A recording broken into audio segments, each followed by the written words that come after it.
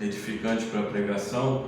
Hoje nós leremos uma palavra que está em 2 Coríntios 2, 15 e 17, que tem a ver com a nossa pregação de hoje, em que diz: graças, porém, a Deus que em Cristo sempre nos conduz em triunfo, e por meio de nós manifesta em todo lugar a fragrância do seu conhecimento.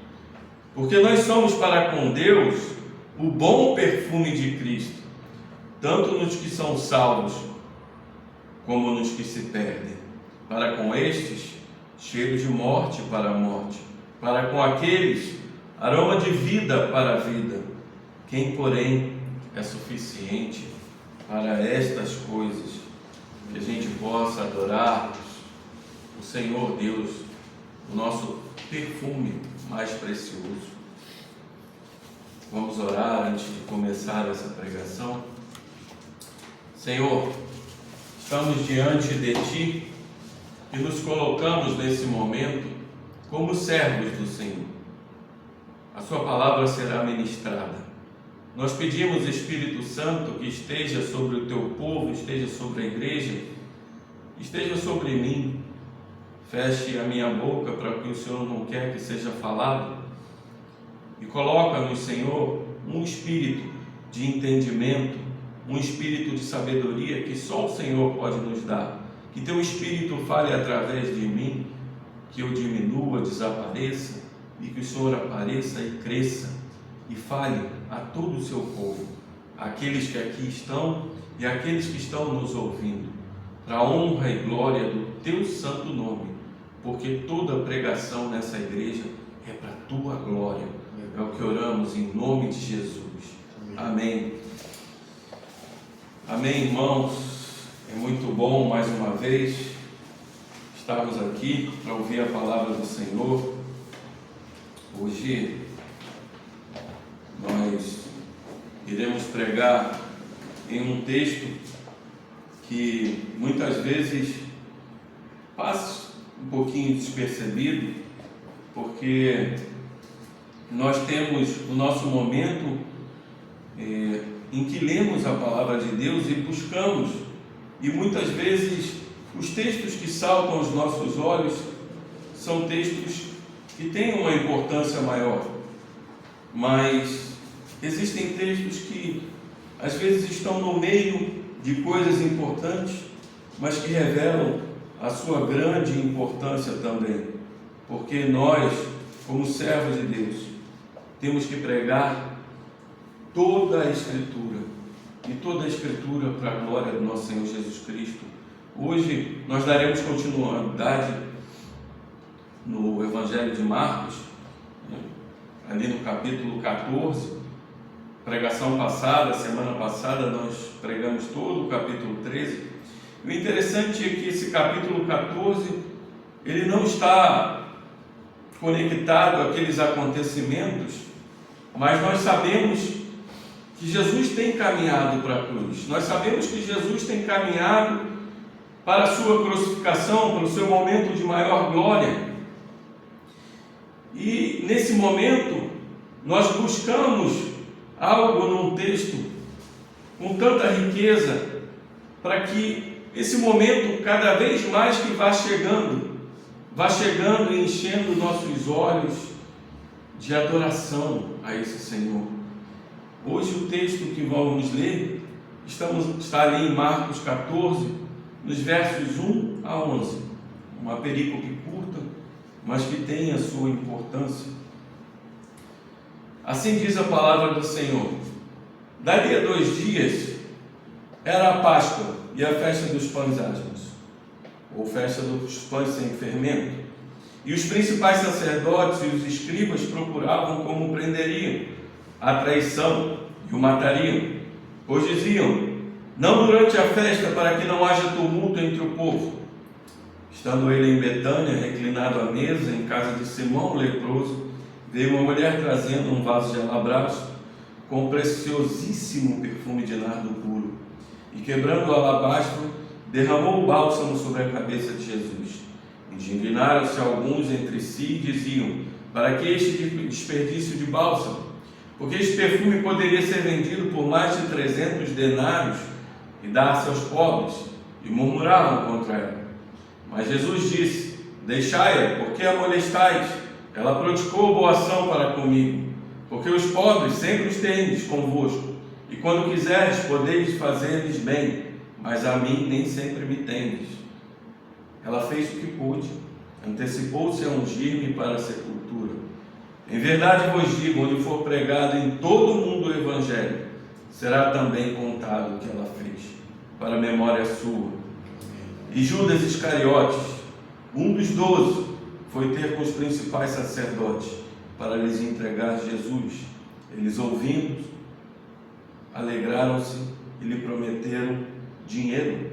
Nesse meio tempo, buscava ele uma boa ocasião para entregar. Irmãos, irmãs, esse é um texto que a gente tem que prestar muita atenção, porque Marcos, mais uma vez, como ele faz em diversos momentos do seu Evangelho, ele cria um texto em sanduíche.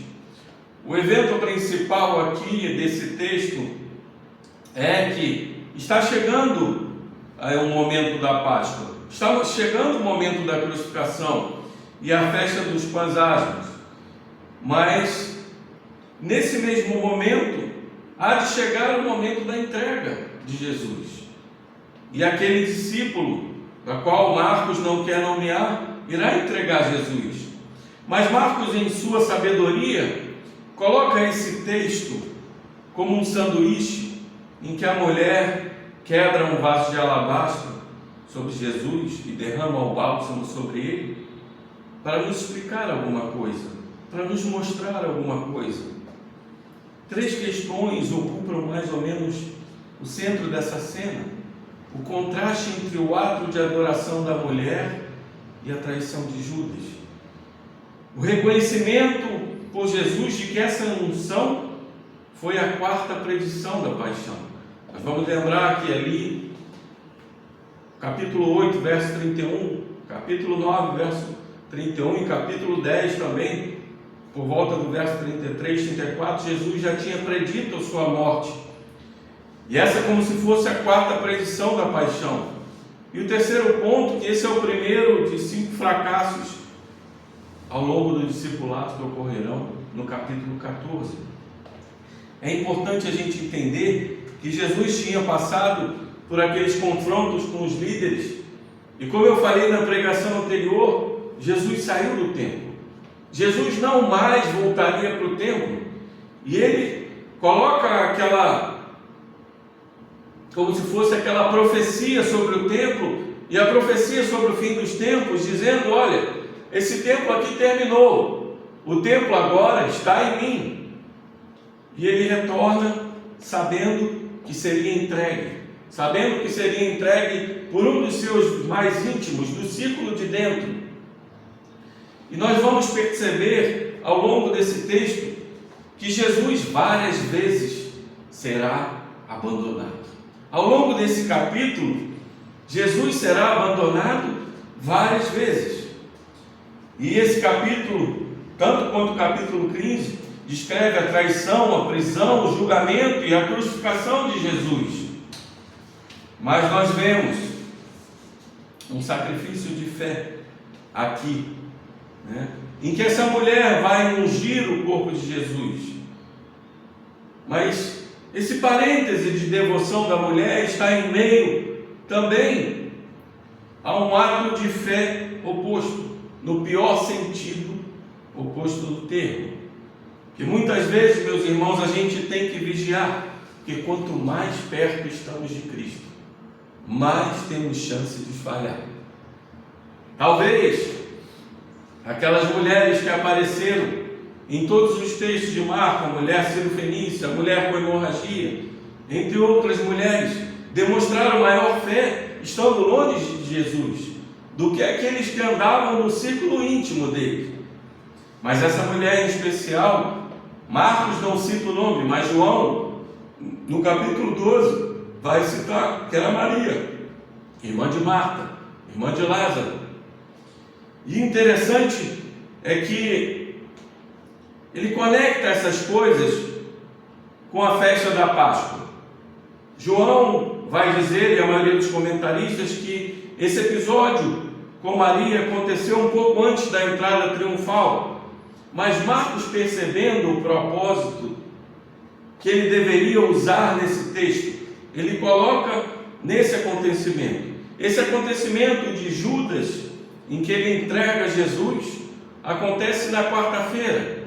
Na quinta-feira teria a ceia, e na sexta-feira a crucificação de Jesus, como nós bem sabemos. Mas é interessante, por que Marcos coloca isso aqui? Porque muitas vezes, meus irmãos, a fé, nós podemos estar ao lado de Cristo, mas não termos atos de verdadeira fé. E aqui o que Marcos quer colocar para nós é justamente essa oposição entre a fé dessa mulher e a fé falha de Judas, que caminhava sempre ao lado dele. A festa da Páscoa, como a gente já falou aqui, é uma festa que ocorria para lembrar aquele êxodo do povo de Israel do Egito. Jerusalém, nessa época do século I, tinha em torno de 50 a 70 mil habitantes. E eles diziam que essa população quintuplicava nessa época, chegando a 250 mil pessoas. Então, aquelas autoridades romanas e os líderes do templo se preocupavam com esse volume de pessoas, tanto que o governador que morava ali na Cesareia Marítima vinha para Jerusalém. E Herodes Antipas, o tetrarca da Galileia, também vinha com toda a sua comitiva, preocupado com essas preocupações de haverem rebeliões, porque para os judeus a Páscoa era a libertação da opressão daquele povo do Egito. E os romanos sabiam que eles se sentiam oprimidos também, de serem dominados.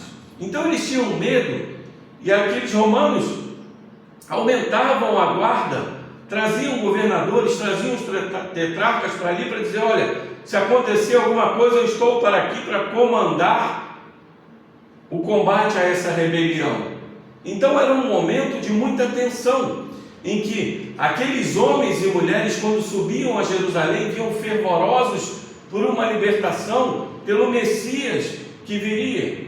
E Jesus vinha ali angariando discípulos e discípulos, mostrando autoridade ao pregar, mostrando autoridade na sua palavra. E ele confronta aqueles homens do Sinédrio, os mestres da lei, os saduceus, os fariseus. Jesus confronta eles. Agora você imagina como estava a cabeça desses homens. Olha, nós precisamos prender Jesus, sim, mas não podemos de jeito algum prendê-los nessa situação, durante o dia, porque ele tem muitos seguidores. Isso pode levantar uma revolta em que esse povo pode fazer algo inesperado, e nós podemos ter problema não só para nós, mas para os romanos. Flávio Josefo, que muitas vezes era exagerado nas suas histórias, conta que décadas depois desses acontecimentos, desse versículo, cerca de 30 mil pessoas foram pisoteadas, esmagadas numa confusão no templo. Então você imagina a preocupação desses homens. Esses homens estavam preocupados de prender, mas eles vêm desde ali, ao capítulo 3, quando eles já tramavam com os herodianos a prender e matar Jesus. Primeiro ponto que eu quero trabalhar com vocês, meus irmãos, é que esses homens pensaram no seu coração: olha, vamos prender e matar Jesus, mas não agora.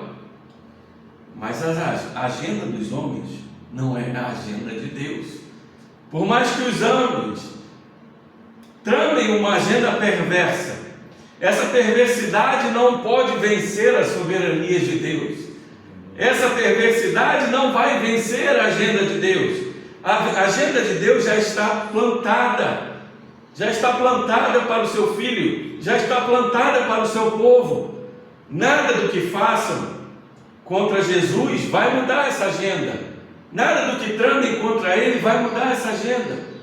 E da mesma forma, nada do que façam contra o povo de Deus vai mudar a agenda de Deus para o que Ele tem para você, porque Deus é soberano em todas as coisas. Ele não é soberano só no plano de salvação, Ele não é soberano só na escolha do seu povo, Ele é soberano em todas as coisas da sua vida, e tudo há um tempo debaixo do céu, e esse tempo quem faz é o Rei soberano do tempo, e é assim que Deus trabalha conosco.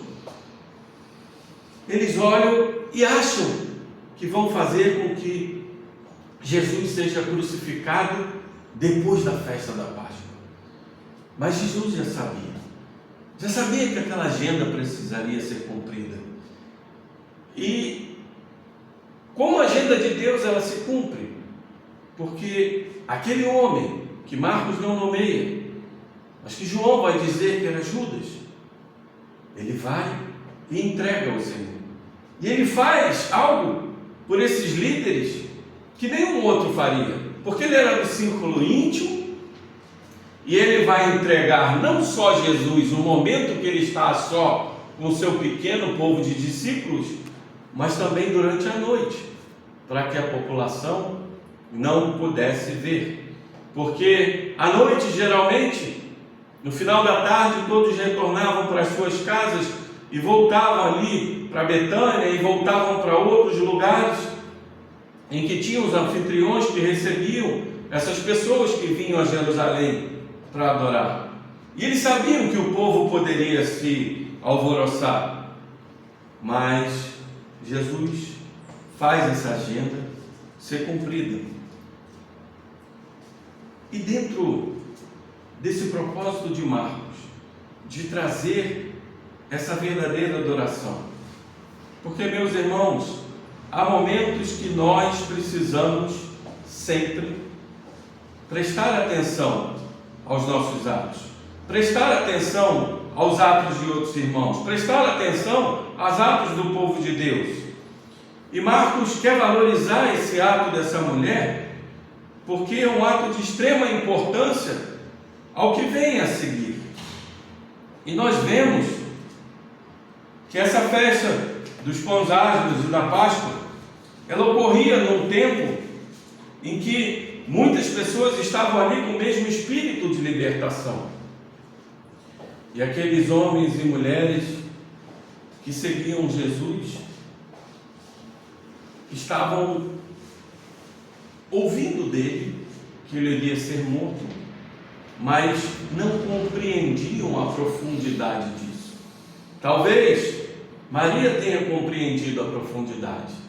É interessante que as mulheres são colocadas no Evangelho de Marcos, a maioria das vezes, de forma muito positiva, tirando ali Herodia e sua filha, e algumas outras mulheres que agem de forma errada no Evangelho. Na maioria das vezes as mulheres são exaltadas como modelos de fé, e talvez Maria tenha entendido que o Senhor estava indo para a sua morte, ou talvez ela tivesse nutrido no seu coração: o Senhor fez tanto por mim durante esses anos que eu acompanhei, eu aprendi tanto dele, eu vi tantas coisas lindas, que eu quero fazer o que eu tenho de melhor por ele. E aqui no verso 3 nós vamos ver, estando ele em Betânia. Betânia ficava a mais ou menos 3 quilômetros a leste ali do Monte das Oliveiras, na casa de Simão o leproso. E nós estamos vendo aqui de uma ceia, de um jantar que foi preparado. Agora você imagina o seguinte: talvez Marcos queira nos mostrar um pouco nesse texto. Betânia ficava fora de Jerusalém. O leproso era um homem que era fora da sociedade, e Maria era uma mulher que também não tinha importância. Então nós vemos 3 que são de fora, mas eles estão reunidos nessa casa. E aí você se pergunta: mas como Jesus e esses homens e mulheres estão sentados com o leproso? Talvez Simão tenha sido curado por Jesus, porque jamais haveria um jantar na presença do leproso. Ele teria que estar afastado da comunidade. E talvez por agradecimento esse homem pudesse estar oferecendo um jantar ali a Jesus. E alguns vão dizer que pudesse talvez ser até o pai de Maria, Marta e Lázaro, porque todos estavam ali na mesma casa. E aquela mulher vem e se aproxima. Isso é uma coisa que naquela cultura daquela época, a mulher só poderia se aproximar ali do homem no caso que fosse servi-los à mesa. Mas ela se aproxima de uma forma ousada. Ela se aproxima para quebrar um frasco de perfume. Deixa eu falar um pouco sobre esse frasco. Quando aqui falamos do vaso de alabastro, alabastro é como se fosse uma pedra esbranquiçada com uma tonalidade um pouco rosada, mais ou menos como a gente olha hoje aquelas pedras de sal que vão fazer aquelas carnes em cima. Mas era uma pedra muito rara, que geralmente eles importavam do Egito, que eles gostavam de colocar as essências ali dentro. E o que tinha dentro, Marcos vai falar, preciosíssimo perfume de nardo puro. Marcos usa esse superlativo, preciosíssimo. Por que era precioso? Primeiro porque não existia isso em Israel. Isso era importado daquela cordilheira ali do Himalaia, do norte da Índia. Existia uma raiz que, quando moída, o espicanardo ele fazia esse nardo puro. Nós vamos pensar hoje em perfumes como algo muito trabalhado, algo que é feito com mestres da perfumaria, mas naquela época tudo era artesanal. Os óleos eram colhidos e eram colocados dentro desse vaso. João vai falar sobre uma libra de perfume. Talvez essa medida para nós não seja muita coisa. Nos Estados Unidos essa medida é usada com maior frequência, e uma libra ali vai falar um pouquinho menos de meio quilo, como se fosse uma libra fosse 2,2 litros, né? Uma libra como se fosse, ali em torno de um pouquinho menos de 500 ml, que eu dobrei em vez de dividir. Então você imagine que aquele perfume, menos de meio litro, Marcos vai dizer 300 denários. O denário era aquela medida que era um dia de um trabalhador. E se nós estamos falando de 300 denários, nós estamos falando de um ano de trabalho. E aí você vai perguntar como uma mulher pobre, de uma aldeia pobre, poderia levar um perfume desse.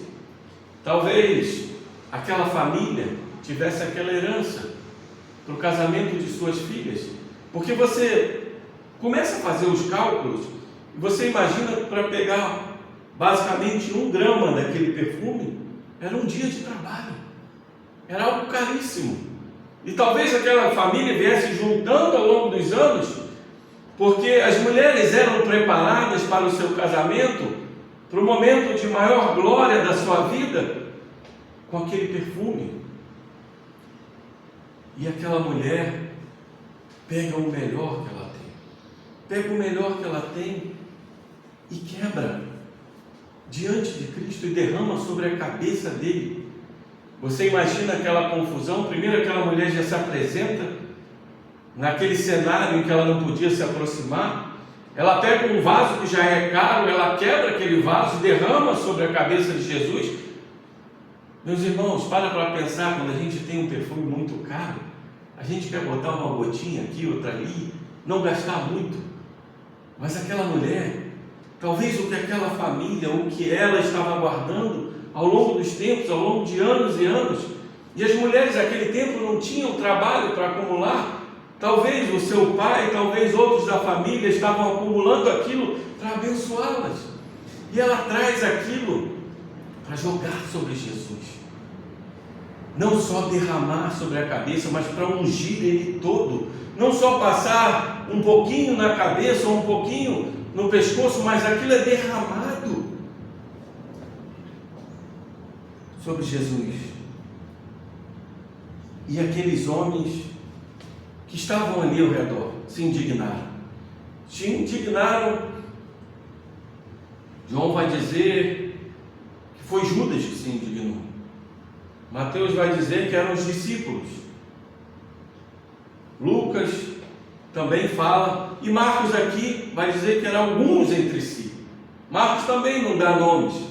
Marcos tem muita preocupação de não falar do nome de Maria, nem falar do nome daqueles, para que o ato fosse observado, e não os nomes. Porque nós, homens, mulheres, nós damos valor muito a nomes, mas não aos atos que essas pessoas fazem. Mas eles se indignaram. A gente não sabe o motivo que eles se indignaram. A gente não sabe o motivo. Mas aqui eles falam, por que o desperdício desse bálsamo? Será que eles estavam indignados realmente porque aquilo era para ser dado aos pobres? Ou será que eles estavam indignados que era um desperdício daquele perfume para quem ela quebrou? Porque muitas vezes eles estavam ali no círculo íntimo, e Jesus está falando de morte, de morte, de morte, e essa é a quarta predição de morte. E talvez eles estivessem pensando assim, ele não deve ser o Messias. E essa mulher entrega esse perfume, isso poderia ser vendido. Talvez essa frase seja só para justificar um motivo oculto de seus corações, dizendo, talvez ele não mereça isso que ela fez. Mas Jesus, em toda a sua sabedoria, olha para aquela mulher e diz, deixai-a, por que a molestais? Ela praticou boa ação para comigo. Meus irmãos, aqueles homens estavam irados.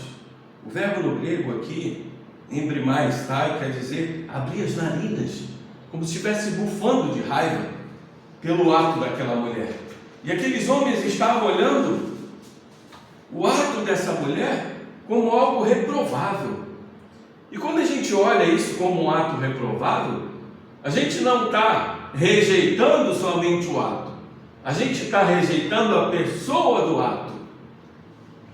E nós temos que ter muito cuidado, porque muitas vezes nós criticamos, nós falamos de atos relevantes de irmãos e irmãs, e quando nós fazemos isso, nós não estamos criticando apenas eles ou elas, nós estamos criticando para quem são esses atos. Mas Jesus usa uma palavra, e Marcos usa uma palavra aqui no Evangelho, que é, quando ela fala boa ação, é como se estivesse usando uma palavrinha no grego chamada kalos. Kalos era algo belo, não era algo, uma boa ação simples, como é bom e mal, mas algo tão belo que ela fez. Jesus olha para esse ato como algo belo para com ele. E a beleza, na perspectiva de Deus, é algo sublime, porque o homem que está em Deus, ele quer sempre cultuar o que é bom, o que é belo e o que é a verdade. E Jesus fala desse ato como algo belo. Aquela mulher entrega o melhor dela. Nós vamos lembrar ali em 2 Coríntios 8:3, que os macedônios também deram o que tinha de melhor para a igreja de Cristo. Mas muitas vezes, se não na maioria das vezes, nós, além de não entregarmos o que é melhor para Cristo, ainda criticamos aqueles que entregam. É interessante que nesse ínterim, se nós pararmos para pensar, você não critica uma pessoa que fez uma viagem, gastou 70, 80 mil reais e foi passear. Mas você critica uma pessoa que deu 70, 80 mil reais para a obra de Deus? Você chama ele de louco? E essas coisas são coisas espirituais. São coisas que são feitas para o Senhor. Quantas vezes nós criticamos esses atos? E veja como são os nossos corações.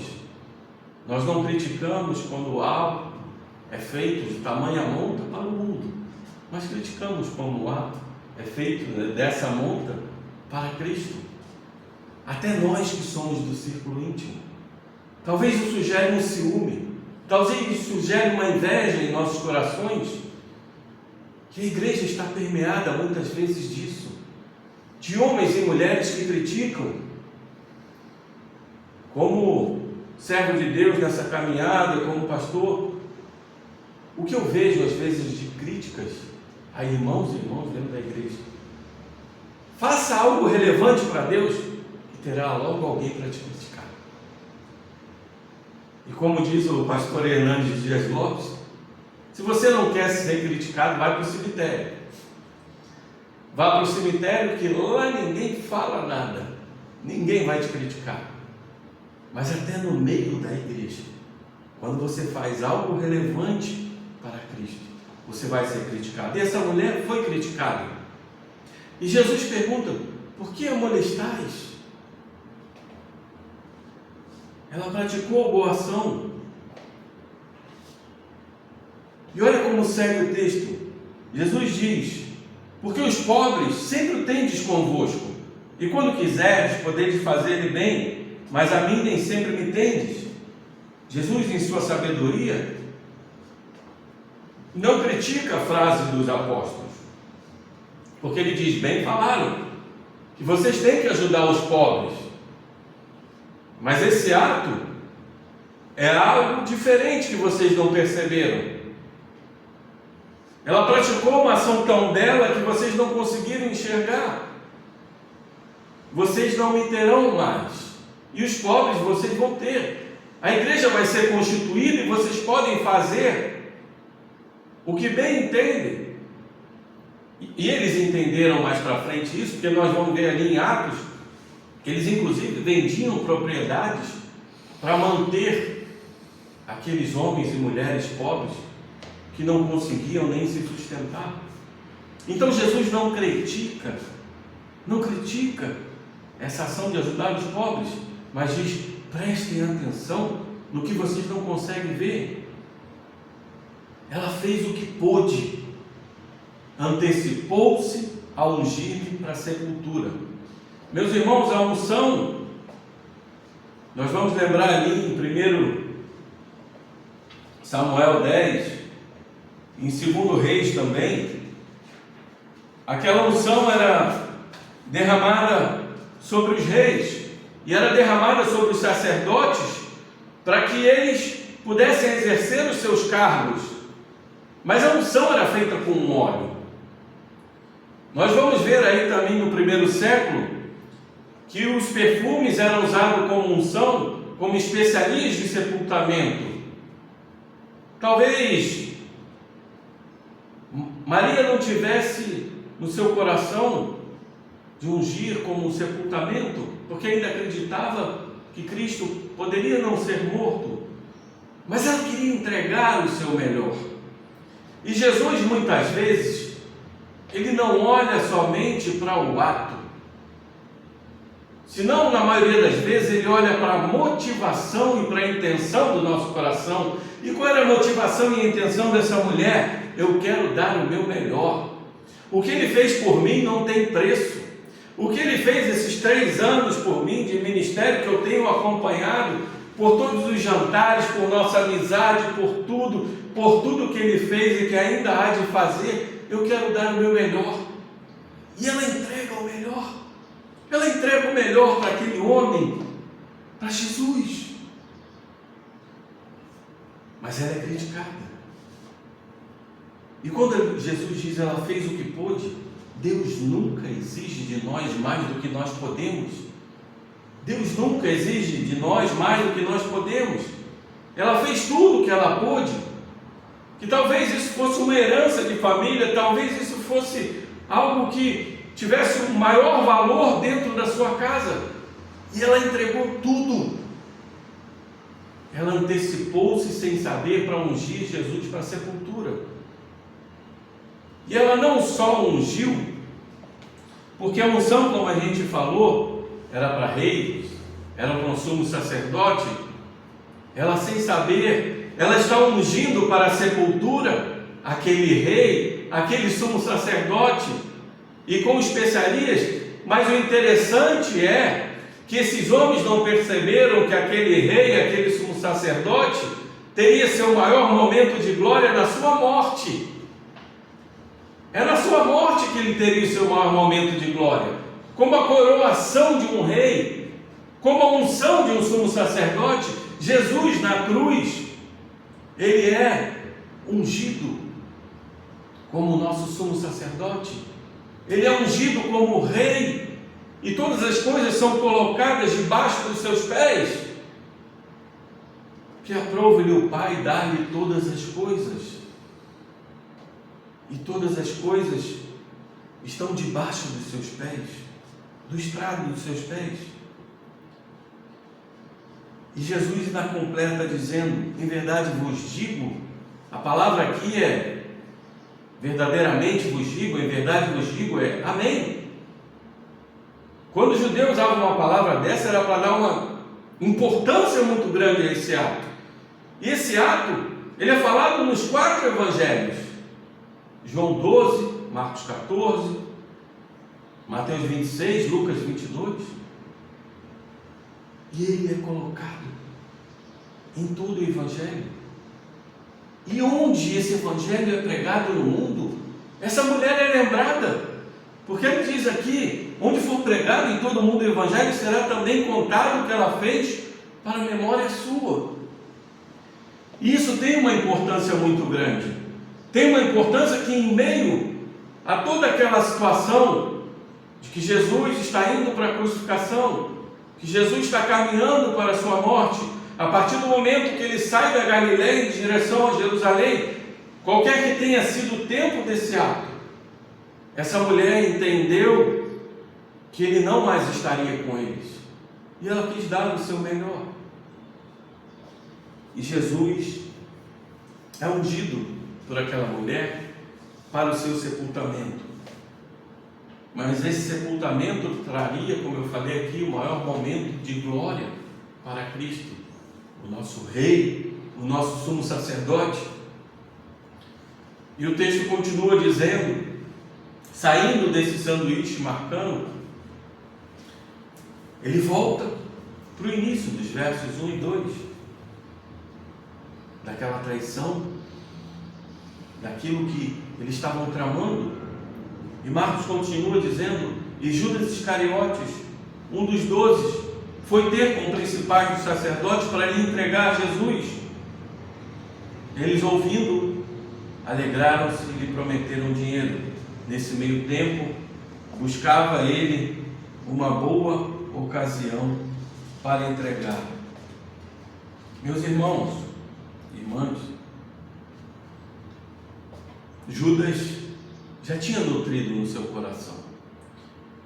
Já tinha nutrido no seu coração, e muitas vezes algumas pessoas tentam mudar o contexto, dizendo que talvez Judas tivesse sido induzido por Jesus a fazer este ato. Mas esse é um ato deliberado, próprio do seu coração, tanto que Lucas vai dizer que Satanás entrou em Judas. Ele abriu o seu coração, porque Judas, e o mesmo João, o apóstolo João, vai dizer assim: olha, Judas era um ladrão, porque ele tomava conta das finanças nossas, e ele várias vezes pegou as nossas finanças.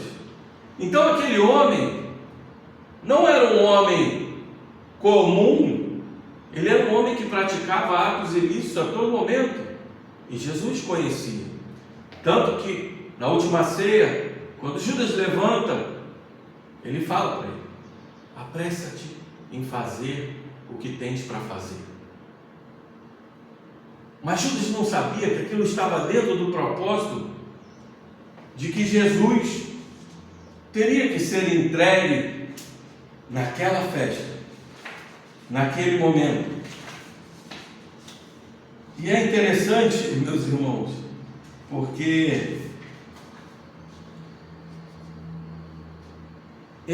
aqueles homens imaginavam um momento para prender e matar.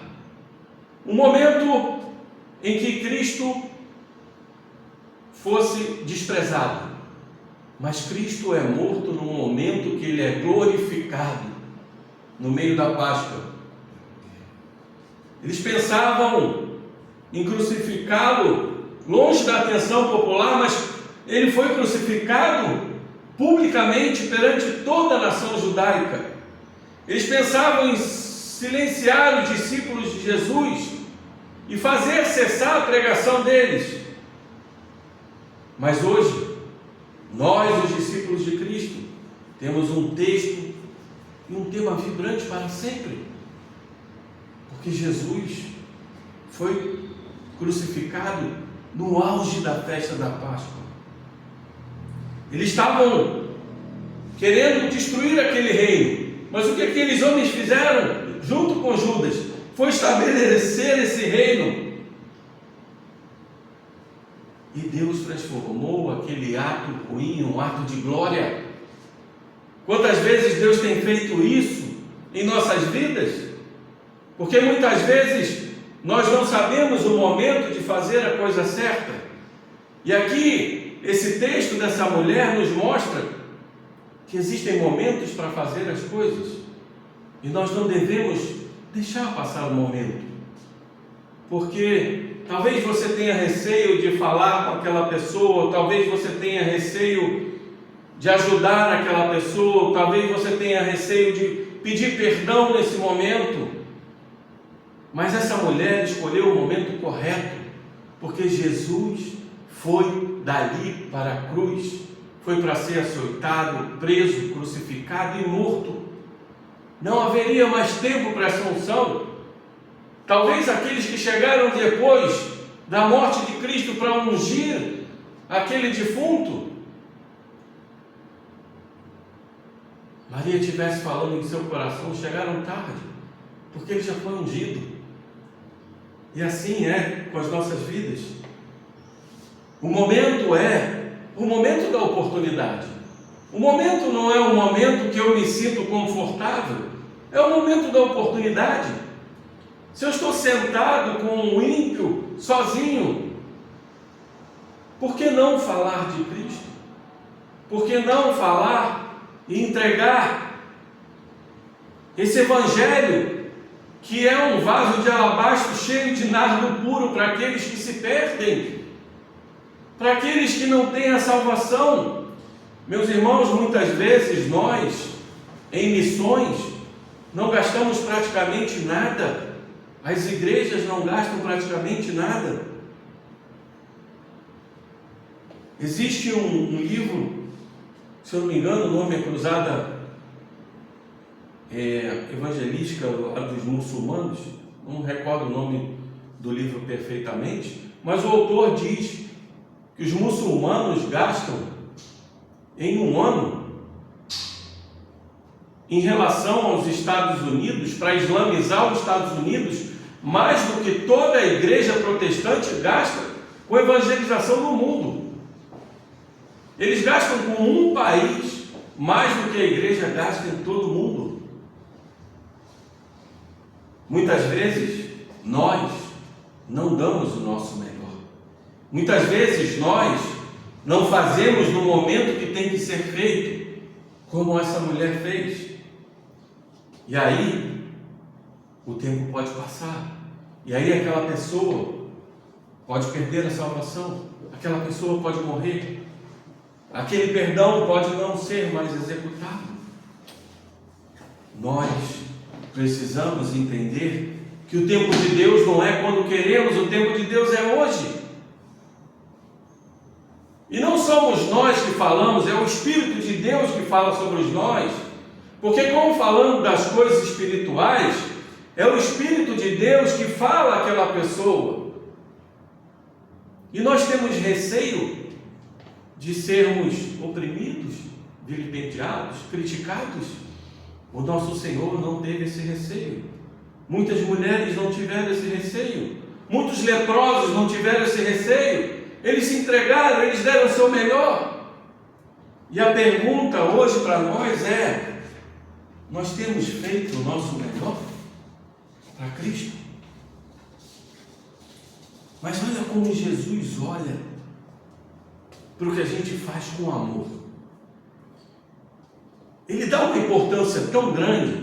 O que o homem desvaloriza e mal compreende, Jesus dá uma importância tão grande e diz assim: por que vocês estão perturbando ela? A ação dela foi bela. E assim é como Jesus olha, muitas vezes, para o nosso ato de evangelização, para o nosso ato que a gente faz relevante dentro da igreja, que muitos vão criticar. Jesus olha para nós e diz assim: filho, isso é algo belo demais. Filho, isso é maravilhoso. Continua mesmo que te critiquem, continue mesmo que aquelas pessoas se levantem contra ti, até mesmo aquelas pessoas do teu círculo mais íntimo, até mesmo da tua família. Continua que para mim isso é algo belo, isso é algo lindo, isso é algo sublime. Talvez os corações dos homens não possam reconhecer essa rica liberalidade que você tem para me dar. Eles se indignam, eles murmuram, mas eu amo esses atos. Faça no tempo que você tenha que ser feito, no tempo da oportunidade, no tempo do hoje. Porque onde for falado também do seu nome, eu lembrarei nos céus, junto ao meu Pai, dos seus atos de adoração, de entrega do seu melhor para mim. Por mais que você seja um pecador, por mais que você seja uma pecadora, você tem atos maravilhosos que Deus valoriza, atos relevantes. Faça o que pode, faça o que pode diante de Cristo. Quanto apreço nosso Senhor Jesus Cristo demonstra por qualquer serviço que lhe prestamos. Aquela mulher na sinagoga que deu somente 2 moedinhas, ele viu aquilo com apreço tão grande. E agora, o que os homens consideraram um exagero, Jesus considerou algo belo. Não é desprezível, isso que ela fez é belo. Nos 2 extremos, Jesus valoriza os nossos atos que têm motivação e intenção do nosso coração de agradar a Deus, por amor a Deus. E é isso que nós precisamos entender hoje. O nosso Senhor, que é o nosso maior perfume, o nosso maior bálsamo, e nós exalamos esse perfume, como a gente leu aqui antes da pregação, aquele texto edificante. Nós somos o perfume de Cristo para aqueles que se salvam. Mas nós também somos cheiro de morte. Nós ungimos para a sepultura aqueles que negam o Senhor. Entenda, meus irmãos, o nosso trabalho é um trabalho árduo, sim, porque nós somos perfumes de Cristo, outros nós somos o bálsamo de unção para a morte. Mas qualquer que seja esse ato que a gente faça em relação a Deus, o que Jesus nos mostra nesse texto é que Ele não espera apenas um ato de doação, um ato de liberalidade, mas Ele espera um ato sacrificial. Da mesma forma que Judas se sacrificou para entregar Jesus de forma oposta, essa mulher se sacrificou com o que ela tinha de melhor. Ela não deu algo, ela se sacrificou, porque talvez aquilo fosse a economia de toda a sua família, e ela fez um sacrifício por Cristo. E o verdadeiro amor, tanto que a gente fala aqui, é um amor sacrificial. E quando nós nos sacrificamos por esse perfume que é esse Evangelho, por esse perfume que é a obra de Deus, por esse perfume que é o reino de Deus, Cristo olha dos céus para nós e diz assim: que algo belo, meu filho e minha filha. Podem te molestar, podem te criticar, podem olhar para você e dizer: Você está desperdiçando o seu tempo? Você está entregando as suas riquezas para essa obra? Mas eu olho dos céus e digo: quão sublimes são os seus atos de amor a mim, quão sublimes são os seus atos relevantes para com o reino de Deus. Eu e o Pai e o Espírito Santo olhamos para isso e dizemos: olhe lá, meu filho, olhe lá, minha filha, quão virtuoso, quão virtuosa eles são, porque eles têm entregue o melhor para nós. E a pergunta que eu quero que ecoe nos seus corações essa semana é: será que nós estamos perdendo tempo? Será que nós estamos preocupados com o que os homens irão falar de nós? Será que nós estamos fazendo o nosso melhor? Nós não deveríamos nos preocupar com o que Jesus falou dessa mulher e poderia falar de nós? Que é algo sublime, meu filho e minha filha, que é algo maravilhoso, porque você tem exalado esse perfume que eu dei para ti. Continue exalando esse perfume, porque um dia eu hei de te receber na glória, te abraçarei e direi: bendito, vinde bendito de meu Pai. Vinde receber esse amor, os meus elogios, por teu ato sublime de amor a mim. E esse amor que eu tenho por vocês jamais terminará. É um amor eterno. Façam pelo reino de Deus, não só para ser aplaudido, mas sim para que Deus olhe do céu e diga: que ato sublime meu filho e minha filha têm feito por mim. Que nós possamos ser o perfume de Cristo, o nardo puro que esse mundo tanto precisa, e entregar o nosso melhor, que é o nosso coração para essa obra, é o coração para esse reino, para que a gente possa cada dia mais ser cheio da presença de Deus, porque a cada ato nós somos santificados com esse amor maravilhoso e eterno de Deus. Glória seja dada a Deus. Amém. Senhor Deus, querido Pai, te louvamos, te agradecemos por tua palavra, pelo teu santo evangelho, por tudo aquilo que o Senhor tem falado aos nossos corações. Senhor, perdoa-nos que por muitas vezes nós não entregamos o nosso melhor. Perdoa-nos porque muitas vezes nós temos medo do que as pessoas irão falar de nós. Nós temos receios de sermos criticados, oprimidos, torturados e até mortos. Mas o Senhor olha do céu com esses atos sublimes e ainda assim derrama graça, misericórdia e glória sobre nós. E o Senhor nos ama. E o Senhor quer ver de nós exalarmos esse perfume desse evangelho lindo, que é mais do que um vaso de alabastro com um nardo puro.